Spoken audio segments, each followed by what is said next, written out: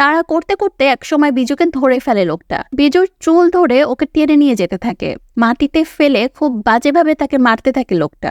বিজুর আর্তনাদ শুনে ওসি অন্যান্য পুলিশ অফিসারদেরকে সিডনির বাংলাদেশ হাই কমিশনের নাম্বার জোগাড় করে সেখানে কল দিতে বলে। এদিকে বিজু বা ওই ফলোয়ার লোকটা কারোর কোনো শব্দই পাওয়া যায় না ফোন থেকে। এদিকে সিডনির কোনো হেল্পলাইনে কল দিয়ে কাউকেই পাওয়া যায় না। জাফর খন্দকার হঠাৎ হন্তদন্ত হয়ে পুলিশ স্টেশন থেকে বের হয়ে যায়। সেখান থেকে ট্যাক্সি নিয়ে পররাষ্ট্রমন্ত্রীর বাড়িতে যান। সেখানে গিয়ে আকুতি মিনতি করতে থাকেন যাতে তাকে একবার পররাষ্ট্রমন্ত্রীর সাথে দেখা করতে দেওয়া হয়। মন্ত্রী বাসায় নাই বলে তাকে চলে যেতে বলে বাড়ির গার্ডরা। তাদের কথা না শুনেই হঠাৎ দৌড়ে জাফর খন্দকার মন্ত্রীর বাড়ির মধ্যে ঢুকে যান, কিন্তু ফ্ল্যাটের মধ্যে ঢোকার আগেই তাকে ধরে ফেলা হয়। একজন বাবার মনের অবস্থা যে কি রকম হয় তার সন্তান বিপদে পড়লে, আর তার সন্তানের জন্য যে তিনি সবকিছুই করতে পারেন, জাফর খন্দকারকে এই অবস্থায় দেখে সেটার একটা ধারণা পাওয়া যায়।